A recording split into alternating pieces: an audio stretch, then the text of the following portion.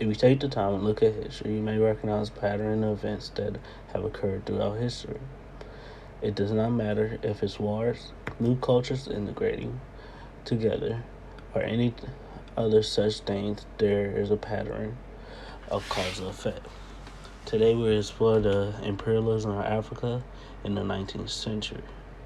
We'll take a deep dive into what led up to the European conquest of Africa during this time, what were the interests of Africa in Africa of the European nations, and the effects these countries had on the continent. First, we're going to look at what powers took a piece of Africa for themselves and the nations they represented, and why they took a piece of Africa to conquest. During this 19th century, the Industrial Revolution was occurring in Europe, and the nations at the time were in search of more natural resources to fuel the fire of industrialization due to the fact they were running out of natural resources in their native land. In Imperialism in the book Imperialism, Expanding Empires, the author Sandy Fern explains how Europe needed raw materials and used their advanced weapons of the time to conquer the nations and villages of Africa.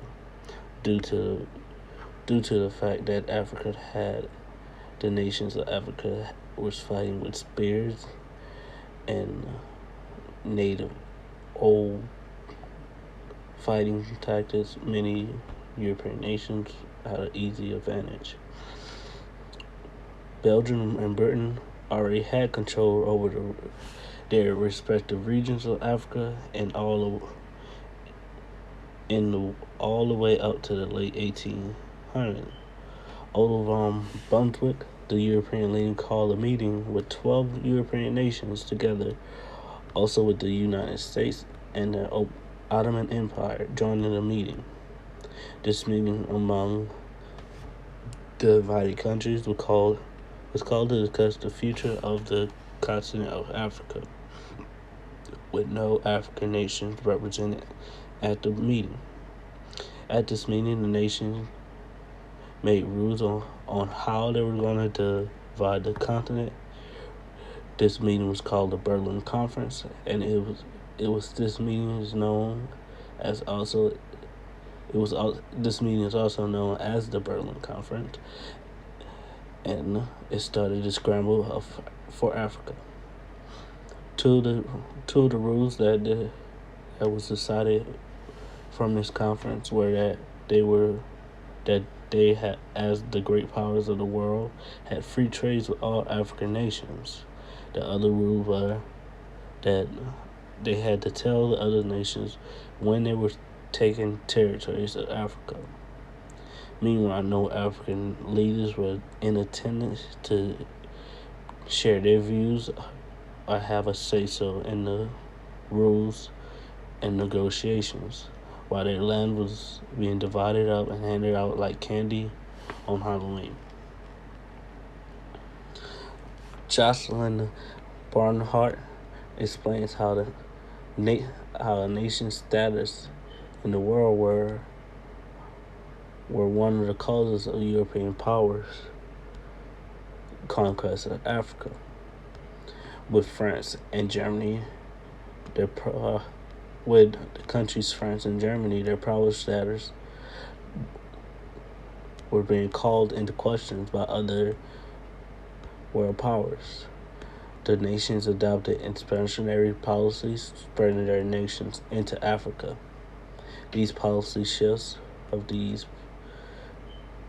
world powers at the time in the 1800s led to Italy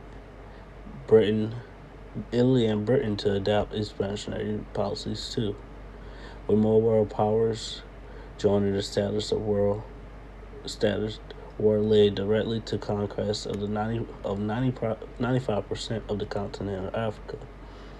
In 1881, 36,000 French troops marched into Africa, the country of Tanzania. This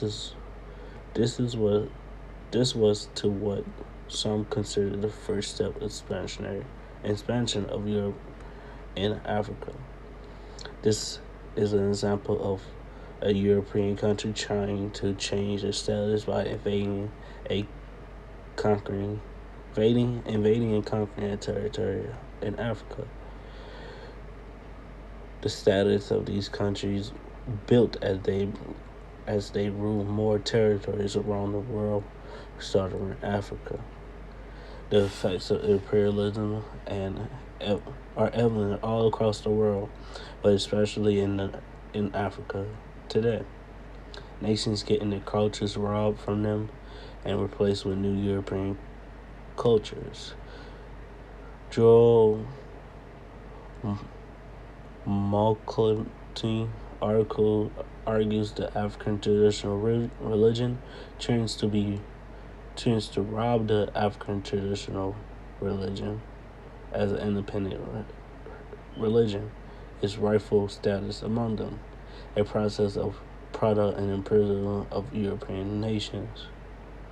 The stolen territories culture bias were in place that affected local culture and religious relations in which it affected caused differences all around Africa, which is still evident today. Even though imperialism has ended in Africa long before today, the effects can still be seen throughout Africa. The belittling of African traditional religion by those who are against or do not believe in the religion is a representation of it. And the upbringing of European cultures having a status of being better than the African cultures. The religious and spiritual frameworks are missing due to the lack of harmony between peoples not being generated in Africa and the downbringing of traditional African cultures. Maybe a greater understanding of the local religions will benefit Africa as a whole in the future.